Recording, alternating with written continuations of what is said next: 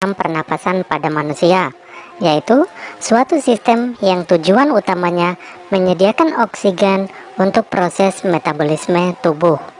Nah, untuk memahami sistem pernapasan secara utuh, kita harus mengenal bagian-bagian dan fungsi dari penyusun sistem pernapasan.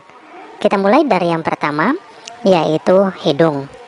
Nah, udara pertama kali masuk ke saluran pernapasan melalui lubang hidung dengan mekanisme inspirasi. Di rongga hidung, udara kemudian disaring oleh rambut-rambut hidung dari partikel-partikel debu yang menyertai udara yang masuk. Nah, selain itu, udara juga akan dihangatkan dan akan dilembabkan agar sesuai dengan suhu tubuh. Dari rongga hidung, udara selanjutnya mengarah ke faring, yaitu persilangan tempat jalur udara dan makanan bertemu. Jadi, pada faring ini adalah tempat dilaluinya udara pernapasan dan makanan yang berasal dari mulut. Setelah melalui faring, udara akan memasuki laring. Di belakang lidah dan di depan laring terdapat epiglotis yang berfungsi mengatur masuknya udara dan makanan ke salurannya masing-masing. Ketika makanan ditelan, laring bergerak ke atas dan mendorong epiglotis sehingga menutupi glotis. Glotis ini adalah bukaan trakea atau tenggorokan. Hal ini memungkinkan makanan menuruni esofagus menuju ke lambung.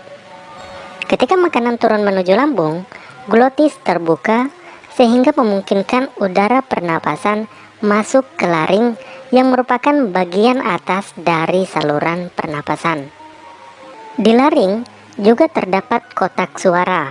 Suara yang dihembuskan dari dalam keluar mengalir cepat melalui pita suara, yaitu sepasang pita otot elastis di dalam laring. Suara dihasilkan ketika otot-otot di dalam kotak suara menegang atau kontraksi, yang kemudian merentangkan pita suara sehingga bervibrasi atau bergetar. Nah, suara tinggi dihasilkan dari pita-pita yang terentang erat dan bervibrasi sangat cepat. Sedangkan suara rendah berasal dari pita suara yang tidak begitu tegang dan bervibrasi secara lambat. Dari laring, udara masuk ke dalam trakea. Di dinding trakea ini terdapat kartilago atau tulang rawan yang memperkokoh trakea sehingga saluran ini akan tetap terbuka. Selain itu, terdapat epitelium yang melapisi trakea hingga bronkus. Epitelium ini ditutupi oleh silia pada permukaannya dan selapis mukus atau cairan lendir yang tipis. Nah, mukus ini berfungsi untuk memerangkap debu, polen, dan kontaminan-kontaminan kecil lain yang lolos dari rongga hidung. Silia ini berdenyut dan bergerak seperti ombak, menggerakkan mukus ke atas menuju faring. Tempat mukus tersebut akan ditelan atau dibuang dengan sengaja keluar melalui mulut. Proses ini dinamakan eskalator mukus, yaitu proses yang memainkan peran penting dalam membersihkan sistem pernapasan. Dari trakea, selanjutnya terdapat dua cabang yang disebut bronkus. Bronkus ini masing-masing mengarah ke salah satu dari paru-paru. Bronkus bercabang-cabang lagi di dalam paru-paru menjadi saluran-saluran kecil yang disebut bronkiolus. Udara kemudian memasuki alveoli. Kumpulan dari alveoli disebut alveolus, yang merupakan kantung udara di ujung bronkiolus. Oksigen dari udara yang memasuki alveoli akan terlarut di dalam selaput lembab yang melapisi permukaan dalam alveoli dan kemudian akan berdifusi dengan cepat melintasi epitelium ke dalam kapiler darah yang mengelilingi setiap alveoli. Sedangkan dalam arah yang berlawanan, karbon dioksida berdifusi dari kapiler darah melintasi epitelium alveoli dan menuju ke rongga udara untuk dikeluarkan keluar tubuh melalui mekanisme ekspirasi. Media pembelajaran sistem pernapasan hewan. Sistem pernapasan hewan yang akan kita pelajari adalah amfibi, ikan, burung, serangga, cacing tanah, dan reptil. Sistem pernapasan amfibi. Hewan amfibi adalah hewan yang dapat hidup di darat dan di air. Salah satu contoh hewan amfibi adalah kata. Alat pernapasan kata berupa insang, paru-paru, dan kulit. Kata merupakan hewan yang mengalami metamorfosis sempurna. Ketika masih berudu, bernapas menggunakan insang. Setelah menjadi katak muda, insang mulai menyusut dan paru-paru mulai berfungsi. Sehingga katak mulai bernapas menggunakan paru-paru dan permukaan kulit. Kulit katak yang selalu basah memudahkan untuk menyerap oksigen dari udara. Sistem pernapasan ikan.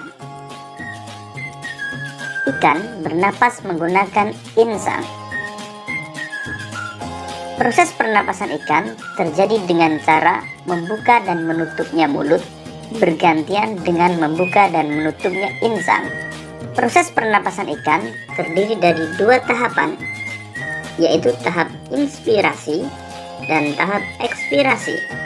Pada tahap inspirasi, mulut ikan membuka dan tutup insang menutup, sehingga air masuk ke dalam rongga mulut. Pada tahap ekspirasi, mulut menutup dan tutup insang terbuka, sehingga air mengalir keluar dan terjadi pertukaran gas. Sistem pernapasan burung. Burung bernapas menggunakan paru-paru dan kantong udara atau pundi-pundi udara. Pada saat tidak terbang, burung hanya bernapas menggunakan paru-paru. Saat tidak terbang, burung juga menghirup udara sebanyak-banyaknya untuk disimpan di kantong udara. Saat terbang, burung tidak menghirup udara, melainkan menggunakan udara yang ada di kantong udara. Jadi, saat terbang, kantong udara akan mengalirkan udara ke paru-paru. Berikut ini gambar organ pernapasan pada burung.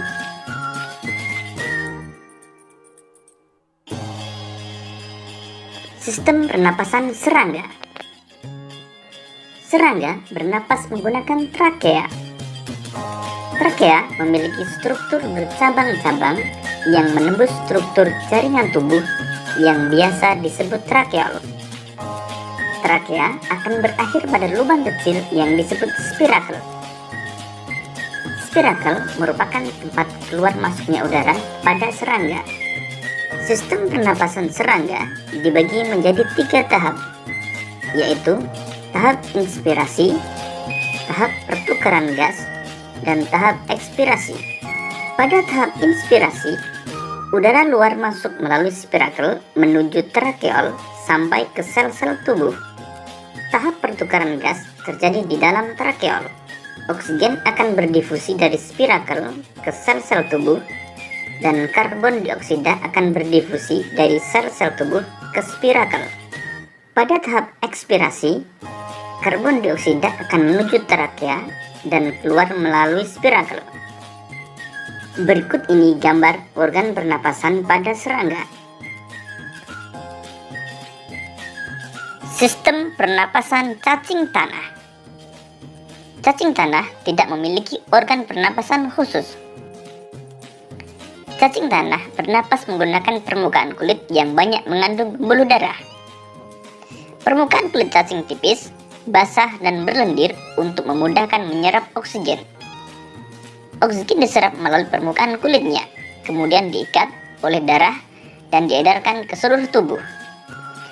Karbon dioksida dan uap air juga dikeluarkan melalui permukaan kulit. Berikut ini gambar organ pernapasan pada cacing tanah.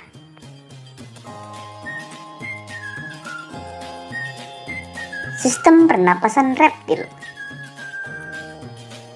Hewan reptil seperti ular, kadal, cicak, dan buaya bernapas menggunakan paru-paru. Pada reptilia, umumnya udara luar masuk melalui lubang hidung, lalu menuju trakea, menuju bronkus, dan akhirnya ke paru-paru. Paru-paru reptilia berukuran relatif besar dan berjumlah sepasang. Berikut ini gambar organ pernapasan pada reptilia.